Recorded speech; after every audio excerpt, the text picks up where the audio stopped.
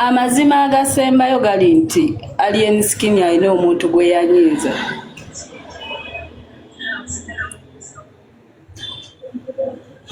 Okiwulira ekintu ekyo?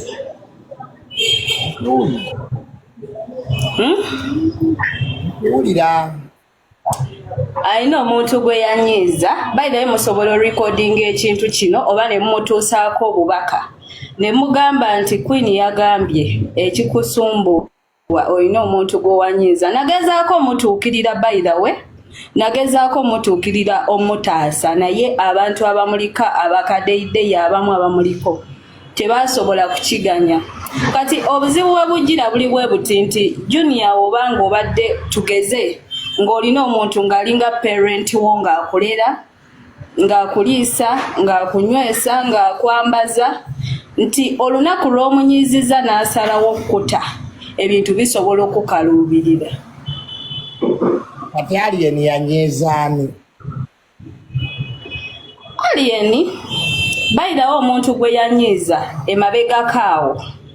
emabegakaawo nange namumiitingako ng'ayagala kunteeka mweyera conjunction y'okumulwanyisa naye saakigula bulungi nenkivaako nenkizza ebbali.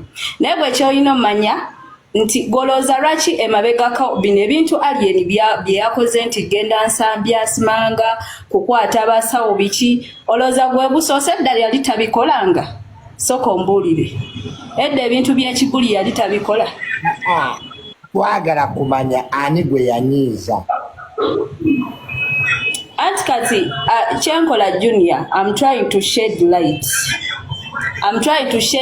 nti ayinza obutayogerekeka wano mu kamera nga muntu munene naye buli woshedinga light nti abantu olina engeri gy'obakubamu ekitangaala ne bamanya weewa okutandikira. Anti osobola kushedinga light ng'omuntu tomutugambye olina otugamba omuntu then ne tulaba oba omuntu oyo alina kapasite ekola ekyo. Oba osazeewo okwogera mazima googere. Kati anyway ekintu kiriwo ekiti Junior nti edda Alien ng'omuvubuka yenna yakolanga effujjo naye nga tebasobola mukwatako naye kati saawa zino bintu bye bimu abikola naye kati goloze lwaki ennaku zino bamusibaasiba nnyo. Kitegeeza omu ku banene abamuwanika yamunyiiza n'asalawo like atandika omulabisa amuggyeko buli kimu. Mission yakumuggyako buli kimu ekikye amulabise amuggyeko fame amuggyeko biri ebyamuvimbisanga abantu batandika omulaba ng'omuntu ali common. Naye nga Alien yamunyiiza. Onene kyoyo. Kati ekintu kiriwo ekiti nti Junior naye wali otandika olina abantu abakuwanika. Twagala ogende ku Junior munene. Omunene? Ye munene kigwe twagala omanya. Anti kati era nnyinza omwogera wano ate ne nnyongera bwongezi buzibu. Olina looyo, olina kanso? Olina kanso? Sooka ombuulire, olina kanso?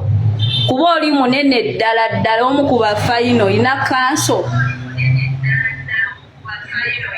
Sooka onsuubize ng'olina kanso. Anaawoza emisango, olina kanso? Omu ku baki?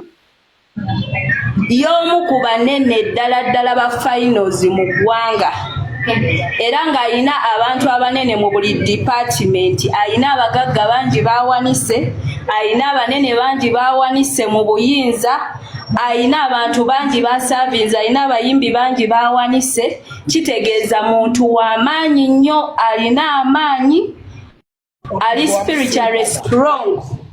Wamusisinkanako oyo omuntu? Enze mumanyi. Wamusisinkanako? Mumanyi namusisinkana era n'angamba nti yamunyiiza. Yamuwanika, yangamba nti yawanika Alien n'atuuka n'ava ku bukwakkulizo n'amunyiza era yaŋŋamba ebintu bino wammanga yaŋŋamba nti agenda mujjako buli kyalina n'aŋŋamba agenda mujjako femu n'aŋŋamba agenda mujjako ne waasula Fangon Forest eveewo n'aŋŋamba agenda mujjako ekitiibwa kyonna kye yamwambusa nakyo kye mumulabamu n'aŋŋamba n'amamotoka gonna buli kimu agenda kimujjako okategedde n'aŋŋamba ye yali yamuwanika ye yali yamuconnectinga buli wamu era okuva ku olwo era byebyo ebintu bye bimu bye bikola ki bye bihappeninga so alien skin yonna gy'oli tunula mu listi lindako ogenda mutugamba erinnya oba tugenda mutugamba kati obuzibu buliwe buti alien skin yonna gy'oli oba baani abanaakutuusaako vidiyo eno oba baani abanaakola ki cause right now oli mu trouble naye ate tomanyi trouble yo gy'eva naye ate onoomanya gy'eva osanga onoosobola okukola ki okwetaasa nti noonya omu ku ba spiritual fathers bo omu ku bantu abaakuwanika abaakulera y'omu ku bantu gwe wanyiiza era n'asalawo kati essaawa zino ali mu kwambula buli kimu era nze nakimanya nengezaako okutuukirira nengezaako okureachinga omusirikale wo Julia atambula naawe nga nkimanyi nti tusobola okujja twogere ng'abantu nga ŋŋambye agenda kujjako buli kimu ate engeri gye kiri nti twali ba mikwano nnyo ne ŋŋamba kamurikinge mulabule oba balina ensonga zaabwe bakole ki beetereeze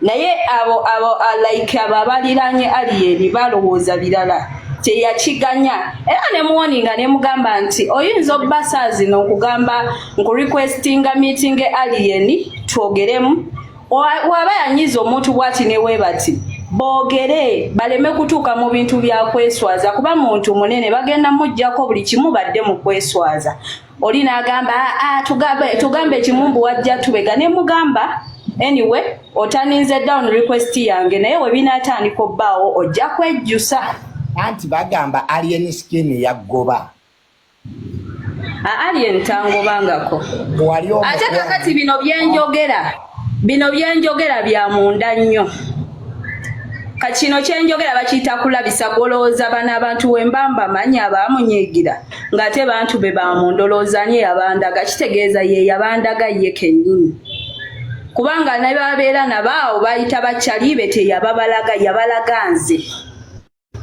nze abamanyi kati omuntu oyo akolawa oyo spiritual father we gwe yanyiiza sooka otubuulire akolawa mu poliisi magye tubuulire wajja akola talina waakola naye ate asappulayinga mu buli kitongole asappulayingamu abantu ab'amaanyi nti wogenda ku poliisi alina bammeja ab'amaanyi wojja mu bagagga alina abagagga ab'amaanyi ddala wojja mu b'obuyinza yasappulayinga ab'obuyinza ab'amaanyi ddala kitegeeza w'amaanyi ddala nti w'omunyiiza buli wamu asobola okunyigirawo so alien skin wonna w'oli esooka omutubuulire yaani twagala kumumanya anti kaakati atunule mu ba spiritual fathers be spiritual father we omanyi ekigambo spiritual father kye kitegeeza abalabi ffe abaagala okumumanya kati waba musawo muganda ng'omumanya ng'ogendayo si butereevu mukwano gwange gwe andaba kujika media kwokyali subscribinga gwatanaba ku subscribinga likinga ne video eno ate tubeere nga tutambulira wamu ku mulamwa nga gwe gumu oyo nno ye mukulu Tamale Mirundi Junior yabadde ku live emu n'omukyala oyo amanyikiddwa eyeeyita Queen Masolo ebigambo bye kansubire mu byewuliriddeko Queen Masolo oyo emabega kaawo abadde avaayo mu butambi bw'abadde akola ng'agezaako okubeera nga munnange asindikira alien skin omuliro guli ogubabulira ddala ng'agamba mbu yali muninkini wa alien skin era we twogerera mbu essaawa eno ali lubuto olwa alien skin Queen Masolo abazze bamugoberera omukyalo oyo abadde tava ku Fangoni, abadde abeera nnyo ku Fangoni, abadde yeeyita na Fangoni Queen Sebo nga tava wali waafuuka waka ng'abantu beebuuza naye omukyalo ono akola ki ku Fangoni Forest. Ono nno olwavaayo yakakasa nti bulijjo muninkini wa Alien Skin era ebintu bye Alien Skin mbo bulijjo yalya, bulijjo yalumaalumako nga buli waaveeyo mbidongo ng'ava kubeera nga akikuba mwana ng'atuukira waka ng'asangayo Queen Masolo ng'ebintu muganda wange babyekola era yali avuddeyo awo n'ategeeza nti ali lubuto olwa Alien Skin ebitanaba kutegeerekeka weewaawo bisobola n'okuba nga bya bulimba nga Queen Masolo yali yeenoonyeza content ekyo kisobokera ddala okuba nga omukyalo oyo Queen yali yeenoonyeza content naye nga bye yali ayogera tebyali bituufu wadde yadde n'omulundi n'ogumu. Kakati avuddeyo mu eyo vidiyo gy'ova okulaba n'ategeeza nti ye engeri gy'alina n'olubuto lwa Alien Skin, engeri gy'abadde ku ludda olwa Alien Skin nga nfaafeewe nnyo, akitegeeza n'ebyama ebimu ku bya Alien Skin abimanyi era mu ka audio ako baka vidiyo k'ova okulaba avuddeyo n'ayogera ku bimu by'amanyi nti Alien Skin alina gwe yasobya gwatatugambye nti alina gwe yasobya, omuntu gwe yasobya oba gwe yanyiiza muntu munene nnyo, muntu w'amaanyi nnyo mu buli institution ayinayo munene oyo omuntu Alien Skin mbugwe yanyiiza, mbugwe yakola ebintu ebitategeerekeka n'anyiiga mbwere essaawa eno yayagala okumuggyako buli kimu by'ebyobugagga byonna Alien Skin byakoleredde omuntu ayagala kubimuggyako. Erinnya Alien Skin lyakoze nali ayagala kulinaazaawo bunaaza bw'atyo. Queen Masolo bw'atyo nno bw'agezezzaako okubeera nga ate mwattu atugamba ku nsonga za Alien Skin era n'amusaba yandibadde essaawa eno mu byateekateeka okukola kwe kubeera nga anoonya omuntu oyo n'amwetondera, kwe kubeera nga anoonya omuntu oyo ne basootinga ensonga nga tebinnaba kutabuka nnyombo kuba wano katandika butandisi Alien Skin ke baamukutteko wano katandika butandisi. Agenze maaso n'agamba nti okuva Alien Skin lwe yanyiiza omuntu oyo gwayise Godfather wa Alien Skin, omuntu oyo kuva lwe yamunyiiza obuzibu bwonna we bwatandikira nti Alien Skin abadde tava mu makomera, Alien Skin abadde tava mu bizibu byanjawulo, kwegamba nga buli kaseera bamupiininga mugazi bw'ava mu bizibu adda mu bizibu, ava mu biri adda mu bino, kwegamba embeera eyo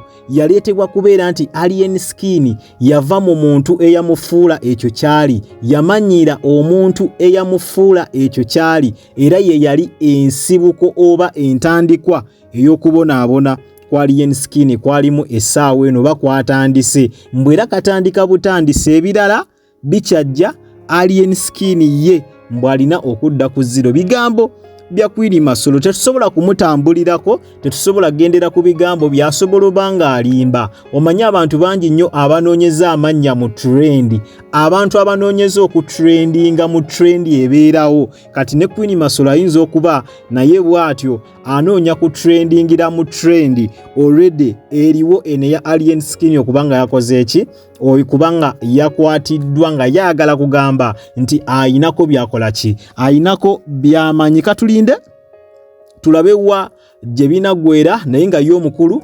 wakomezebwawo nga 9 Desemba mu kooti abeeri ng'ayongera okusomerwa emisango emirala. Kyetumanyi obulungi nti n'emisango gyonna gyazze ng'akola emabega ku luno fayiro ziyinza okuzuukuka era bwe zizuukuka ne zireetebwa ku guno ne zigattibwa ku guno omusango Redde gwe yakoze kagenda kuba kaweddemu era abafango ne mujja kuba musaana kubeera nga mweyongera kwesabira bwesabizi. Kale nsonga bwe zityo bwe ziri sayidi zeeyo naye nga ffe twewaddeyo updates zonna tujja beera nga tuzikutuusaako abutereevu. Nyongera okujjukiza nti obadde ku Jika Media era nga gwe wenna atanaba kulabika nga osubscribinga genda maaso subscribinge, olaikinge, okomentinge ate era osharinge. Tewerabira kutandinga on notification bell yo buterevu ojja kubeera nga ofuna notification buli lwembeera nga nkutereddeyo video empya. Nakugamba wosanga kalango onnawonna toka skippinga kubanga eyo engeri gy'oyinza okulabika nga ate munnange osupportingamu emirimu gyange gino. Kwatawo mu kigalo bw'otere video eno ojja kubeera nga ogimperedde like. Mu batubira ebweru w'eggwanga kusana mmwe abatubira waka mu ggwanga Uganda nyongera okubebaza nti mwebale nnyo mwebalire ddala temujjanga okwo omukama abampeera ekyo kyennyini ekyemusingira ddala okwagala. Kale mundeke mberekereze akuume atakuumira mpeera mweraba.